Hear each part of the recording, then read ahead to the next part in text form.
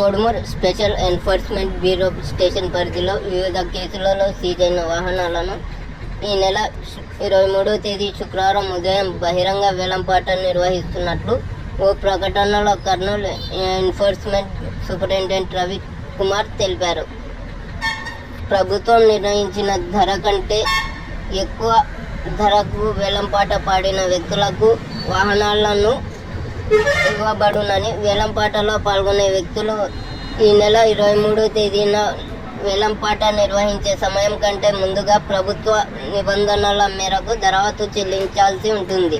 వేలంపాటలో వాహనాలు దక్కించుకున్న ఔత్సాహికులు వేలంపాట పాడిన ధర మేరకు GST చెల్లించాల్సి ఉంటుందని Kodumuru special enforcement bureau station CI Ramanjaneyulu తెలిపారు.